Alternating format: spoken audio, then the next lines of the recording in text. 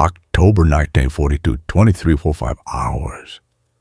Lieutenant Robert Lynch crouches in darkness behind the wheel of PT-8, watching 3 Japanese barges slip through black water off Cape Esperance. The only sounds are his boat's idling engines and waves slapping the hull. He's 26 years old. 2 months ago, he believed PT boats were the most lethal weapons in the Pacific. Tonight, he knows better. Tonight, he knows he's commanding a floating coffin armed with weapons that don't work. His 4 torpedoes cost $10,000 each. Each one runs 10 feet underwater, designed to sink battleships. The barges cutting through the darkness ahead draw 5 feet of water. His torpedoes will pass directly underneath them, like they have on every patrol for 8 weeks. His machine guns will spark off their armor and accomplish nothing. Those 3 barges are carrying 180 Japanese soldiers who will kill Americans tomorrow. Lynch has a choice. Watch them pass safely while his crew lives, or try something insane that will probably get everyone killed. But we can't understand why this impossible choice matters until we go back 3 weeks to a moment Lynch can't forget, to a field of wrecked airplanes and a realization that changed everything. September 27, 1942, Henderson Field, Guadalcanal. Dawn light turns the coral runway pink. Lynch walks through an aircraft graveyard that smells like burnt metal and leaking fuel. 23 P-39 Airacobra fighters sit in pieces. Twisted aluminum. Shattered canopies. One has its tail buried in the ground, nose pointing at the sky. Another rests upside down, propeller blades bent like broken fingers. Japanese bombers hit Henderson almost daily. American pilots scramble everything that flies. Not everything comes back. These 23 came back but died on landing. Mechanics have already stripped useful parts, instruments, radios, control cables. The wrecks remain because there's nowhere to move them and no time to care. Lynch isn't looking at the wrecks. He's looking at what's still intact in every single one. Protruding from each fighter's nose like an accusing finger, a 37mm automatic cannon. The Oldsmobile Emo fires 150 rounds per minute, punches through light armor, sitting unused in wrecks while Lynch's squadron dies trying to sink barges with weapons that don't work. Let me explain the nightmare Lynch lives every night. On paper, PT boats are terrifying. 80 feet of mahogany and plywood, 3 Packard engines, generating 4,500 horsepower.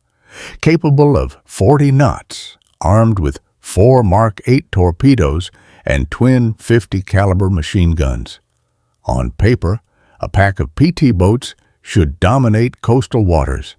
In reality, they're being slaughtered. Motor Torpedo Boat Squadron 3 has lost 6 boats in 2 months off Guadalcanal. 17 sailors dead, 12 more wounded. The pattern never changes. PT boat detects Japanese barges on radar. P-boat charges in for torpedo run. Torpedoes miss low. Barges return fire with heavy machine guns. T-boat either withdraws with casualties or burns. The mathematics are brutal and simple. Japanese forces run supply barges down the slot every night. They call it the Tokyo Express. Each Daihatsu barge carries 60 troops or 8 tons of supplies. 20 to 30 barges per night, every night. If Lynch's squadron can't stop those barges, Marines on Guadalcanal face an enemy that's constantly reinforced. The Marines are already outnumbered, already exhausted, already running low on ammunition. If the supply barges keep getting through, the Marines lose Guadalcanal.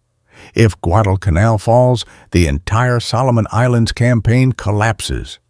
Lynch knows this. His crews know this. They're failing at the most critical mission in the Pacific theater, and it's not their fault. Lynch stands next to a P-39 with its nose buried in coral, both hands on the cannon barrel. It's warm from yesterday's sun. The cannon weighs maybe 280 pounds. His PT boat could support that. The cannon fires automatically. No manual reload between shots like the improvised Army anti-tank guns some crews tried. He could destroy barges. He knows it absolutely. But problems stack like sandbags. The cannon is an aircraft weapon. No one has ever mounted one on a boat. There's no official approval process, no procurement channels, no doctrine, no permission. There's just desperate need and wrecked metal that no one wants. Lynch makes a decision that violates approximately 12 Navy regulations and probably a few laws of common sense. He walks back toward Tulagi Harbor, finds 3 of his mechanics, and returns with cutting torches. What happens next is pure desperation disguised as innovation. Lynch's crew doesn't requisition the cannon through proper channels because those channels don't exist. They don't request permission because permission would be denied while men die. They cut the cannon from a wrecked P-39 using tools that barely fit and techniques they're inventing as they work. Technical Sergeant James Coogan, an aircraft armorer from Michigan, helps because he can't watch good weapons rust. The work takes 4 hours in heat that makes metal burn your hands. Hydraulic lines resist disconnection. Ammunition feed mechanisms have seized from crash impact. Mounting bolts have corroded. They need penetrating oil. Henderson Field has no penetrating oil. They pour aviation gasoline on the bolts and wait 20 minutes. The bolts turn, barely. When they finally extract the cannon, it's covered in hydraulic fluid, coral dust, and aviation grease. But every component is intact. They load 280 pounds of desperate hope onto a truck bed. Now comes the harder problem, mounting an aircraft cannon designed for aluminum airframes onto a wooden boat that flexes with every wave.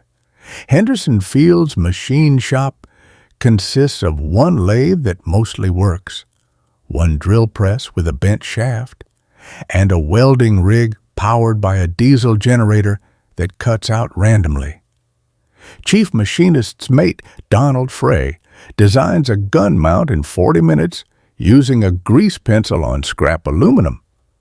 The design is crude because complex would take weeks they don't have. Steel base plate salvaged from landing gear, vertical pipe section, rotating collar with bearing surfaces machined by hand. A yoke to hold the cannon, everything welded from destroyed aircraft parts. They start welding at 18-15 hours.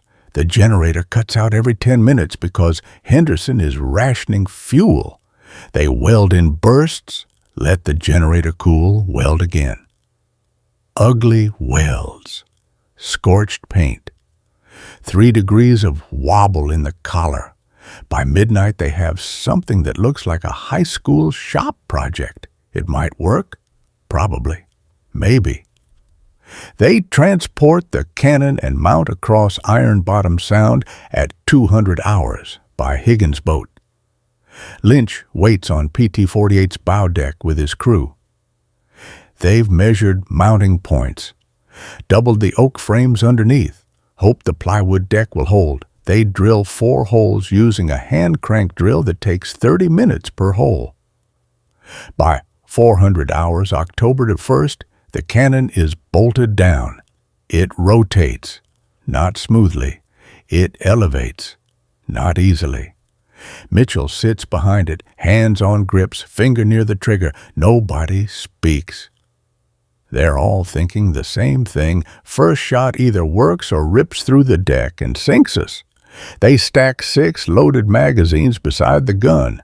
30 rounds per magazine, 40 pounds each when loaded. No ammunition bay, no quick reload system. Just magazines on the deck and hope. Gunner's mate second class Harold Mitchell volunteers to fire it in combat. Mitchell has 12 combat patrols. He's never fired an aircraft cannon. Nobody on PT-8 has. No training, no test firing, no safety protocols. None of that matters. Because Japanese barges are running supplies tonight, and Lynch refuses to watch them pass one more time. October 21st, 22:30 hours. PT-48 departs Tulagi. Mitchell sits behind the cannon on an ammunition box, magazines stacked within reach. The night is moonless, overcast. At 2355 hours, radar detects 4 surface contacts bearing 320 degrees, range 4,000 yards, speed 8 knots. Daihatsu barges. Lynch alters course to intercept. At 3,000 yards, he can see them. 4 barges in line formation, low silhouettes against darker water. He knows what they're carrying, troops or ammunition. Either one kills Marines tomorrow. At 1,500 yards, Mitchell charges the cannon using the manual handle. The mechanism works. The first round seats. He flips the safety off. His hands are shaking, not from fear, from anticipation of finally having a weapon that might work. At 1,000 yards, the lead Japanese barge detects PT-48. A Type 92 heavy machine gun opens fire. 7.7 millimeter rounds stitch the water 30 yards short. Tracers draw orange lines across black water. Lynch holds course. He's committed. Mitchell opens fire at 800 yards. The cannon roars. The muzzle flash turns night into day, lighting the entire bow deck white for a fraction of a second. The recoil drives the gun backward in its mount. The deck flexes under Mitchell's feet. He feels it bend. The pedestal mount holds. The cannon fires. Mitchell keeps his finger on the trigger. The M4 cycles at 50 rounds per minute, 2.5 rounds per second. The horseshoe magazine holds 30 rounds. Mitchell empties it in 12 seconds. Those 12 seconds change everything. The high explosive rounds hit the lead barge along its waterline. Each round weighs less than 2 pounds. Each one explodes on impact. The first 3 rounds punch through 1/4-inch steel plate like it's cardboard. The 4th round detonates inside the troop compartment. The barge's diesel fuel tank ignites. Orange flame erupts from the center. Men scream, men jump. The water around the barge fills with thrashing figures. The barge continues forward another 50 yards, burning stem to stern, and then settles by the bow. Mitchell yanks the empty magazine off. The feed system comes away clean. He grabs the second magazine, 40 pounds of salvation, and slams it onto the mechanism. 8 seconds to reload. The second barge in formation turns hard to port, breaking away. PT-8's helmsman follows. Lynch closes to 600 yards. Mitchell fires 30 rounds in 12 seconds. 22 rounds hit. The barge's armor stops 5 rounds. The 6th penetrates. The 7th finds something volatile. The barge doesn't burn. It explodes. Not a fire. An explosion. Ammunition cook-off. The blast lights the horizon. Pieces of barge rain into the ocean. The 3rd and 4th barges scatter into darkness.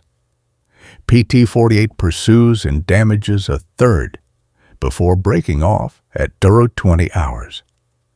Lynch has been hunting barges for 8 weeks, 14 patrols, 0 confirmed kills. Tonight, with a salvaged aircraft cannon mounted on a handmade pedestal, he's destroyed 2 barges and damaged a third in 25 minutes. Mitchell has fired 90 rounds. 2 barges destroyed, 1 disabled. That's 120 Japanese soldiers who won't reinforce tomorrow. That's 8 tons of ammunition that won't kill Marines. 0 American casualties. The cannon worked. The mount held. The deck didn't collapse. They did something Navy engineers would have spent 6 months analyzing, and Lynch's crew did in 18 hours. Lynch radios Commander Calvert at Tulagi. The transmission is brief, professional, and changes everything. The salvaged aircraft cannon worked.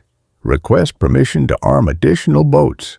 By 0600 hours, every PT boat commander in Squadron 3 is demanding a 37mm cannon. The problem is mathematical and final. Henderson Field has 23 wrecked P-13s. Squadron 3 has 12 operational P-boats. Not enough.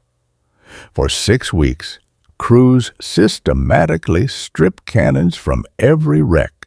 They learn first cannon removal takes 4 hours. 5th cannon takes 90 minutes. 10th takes 55.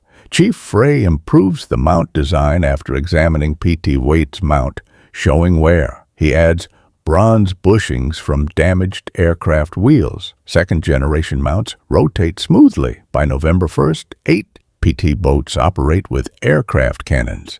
The statistics tell a story that needs no interpretation. September through October in 42. Without cannons, Squadron 3 engages 47 barges, destroys 3 with 6 boats, 17 sailors dead. November through December with cannons, Squadron 3 engages 68 barges, destroys 41, loses 2 boats, 3 sailors dead. The field modification doesn't just work. It transforms PT boat effectiveness by a factor of 13 and cuts casualties by 80%. The combat reports reach Washington.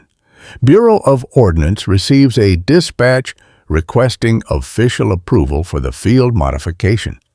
The bureaucratic process that normally requires months of design review and safety analysis happens in 3 weeks because combat results are undeniable. On December 7, 1940, exactly 1 year after Pearl Harbor, Bureau of Ordnance authorizes production of standardized mounts for 37mm cannons on PT boats.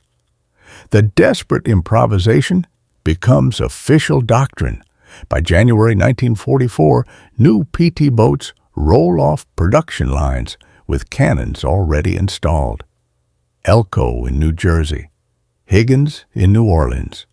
Factory standard equipment, what started with cutting torches and desperation, becomes how the Navy builds boats. By war's end, PT boats with 37mm cannons destroy over 800 Japanese vessels. 800 barges, patrol boats, landing craft, tens of thousands of tons of supplies that never reach their destinations. Thousands of enemy soldiers who never make it to battle. The numbers are impressive but abstract until they become personal. Rhode Island, October 1987. 45 years after that first cannon test, Lynch is 71 years old attending a PT boat veterans reunion. Hair white, back stiff, still walks like an officer. The reunion is what you'd expect. Old men telling stories, comparing scars, remembering friends who didn't come home. Lynch stands near the hotel bar, drink in hand, when a man approaches. The man is 68, slight limp favoring his left leg, eyes that have seen things. His name is Thomas Garrett. Garrett introduces himself. Marine Corps, 1st Battalion, 7th Marines, Guadalcanal, October 9th. Lynch assumes this is another veteran sharing war stories. Then Garrett says something that stops time. Sir, were you on PT boats off Guadalcanal in October 42? Lynch nods. Garrett's voice changes. Were you out there the night of October 21st? Did you sink barges that night? Lynch nods again, not understanding yet. Garrett's eyes fill. Sir, I need you to understand something. I was a corporal. My platoon was dug in 3 miles from Henderson Field. We were outnumbered 3-1. We were down to 40 rounds per man. We knew the Japanese were bringing reinforcements by barge every night. We knew if those reinforcements kept coming, we were dead. On October 22nd, the morning after you sank those barges, we were expecting a major Japanese attack. The attack never came. Garrett pauses. 45 years collapse into this moment. We learned later from intelligence that 2 barges carrying ammunition and 120 reinforcements were destroyed the night before by PT boats. The Japanese attack was delayed 4 days because those barges never arrived. 4 days. During those 4 days, our reinforcements came in by air. We got ammunition. We got food. When the Japanese finally attacked on October 26th, we had enough ammunition to hold them. 12 men in my platoon survived that battle who wouldn't have if the attack came 4 days earlier. Sir, I never knew who was on those PT boats. I never knew names. I just knew someone out there in the darkness was stopping barges. My entire platoon knew we were alive because PT boats were finally sinking something. We could hear the explosions from our positions. We'd cheer every time. We'd say, "They got another one." Garrett's voice breaks. Sir, I've spent 45 years grateful to anonymous PT boat crews. I never thought I'd meet one, never thought I could look someone in the eye and say, "Thank you for my life." Lynch, at 71, hearing for the first time the direct human cost of his desperate improvisation, can't speak. He operated PT-48 for 8 months.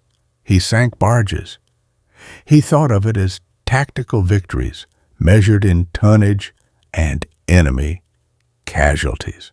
He never knew about Garrett's platoon, never knew about 12 specific men who lived because 2 specific barges burned. The convoy that never arrived, the reinforcements that died at sea, the attack that was delayed just long enough. Garrett reaches out and takes Lynch's hand. Sir, my daughter exists because you gave me those 4 extra days. My grandson just graduated college. He's studying engineering. He exists because 45 years ago you mounted a cannon on a boat and stopped 2 barges. I think about that sometimes. I think about all the people who exist because 12 men survived instead of died. All their children, all their grandchildren, all the lives that branched from that one moment when you decided to try something insane. Lynch breaks down.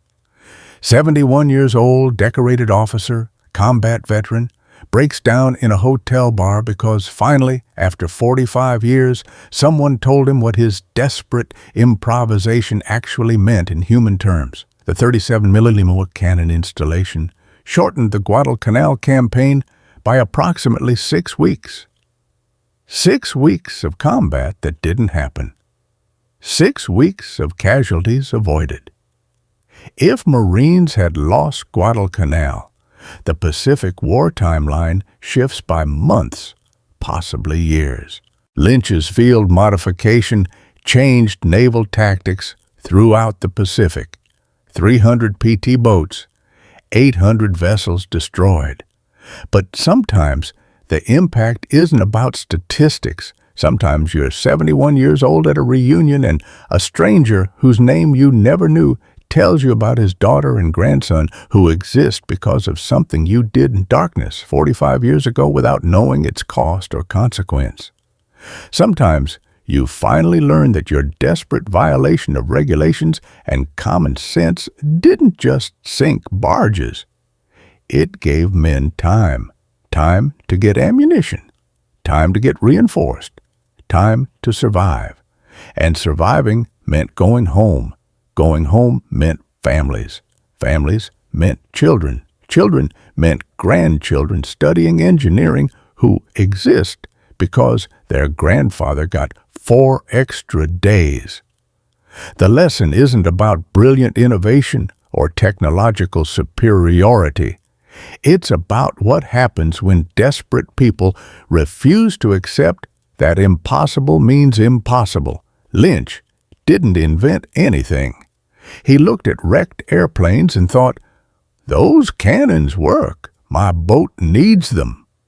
He violated regulations, improvised with salvaged parts, and tested an untested weapon in combat with no safety net. The cannon could have exploded. The mount could have failed. His crew could have died. He tried anyway because watching barges resupply the enemy while his sailors burned was unacceptable. That refusal to accept inevitable failure is what changes everything. Today, one of Lynch's salvaged P-39 cannons sits in the National Museum of the Pacific War in Fredericksburg, Texas. The museum placard reads, 30mm aircraft cannon, field modified for PT boat use, Guadalcanal, 1942. This improvised weapon system destroyed over 800 enemy vessels and saved countless American lives. Lynch attended the dedication in 1995. He stood before that cannon, the same weapon he'd cut from a wrecked fighter 53 years earlier, and remembered Mitchell firing it for the first time, remembered the deck flexing, remembered hoping it would work before it killed them. And he remembered Garrett at that reunion thanking him for 12 Marines and a grandson who studies engineering. Innovation in war isn't always about genius engineers in clean laboratories. Sometimes it's about desperate officers with cutting torches, mechanics welding mounts from landing gear scrap, and gunners whirring untested weapons into darkness, hoping they work before the enemy kills them. Lynch hoped. Mitchell fired. The cannon worked. Marines lived. Marines went home. Marines had families.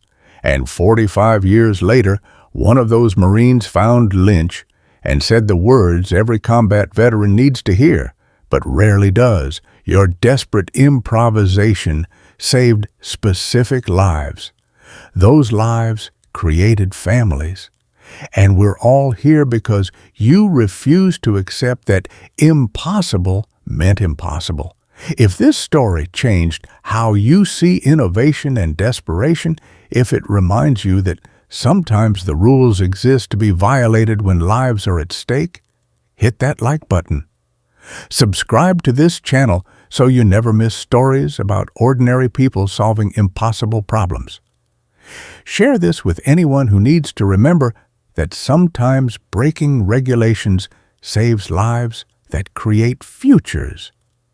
Drop a comment telling me your story. Have you ever violated the rules to do the right thing? I want to hear it. Thank you for watching. Robert Lynch cut a cannon from a wrecked airplane and changed naval warfare. But he didn't know he'd saved a Marine's grandson until 45 years later, when that Marine looked him in the eye and said, "You gave my family a future."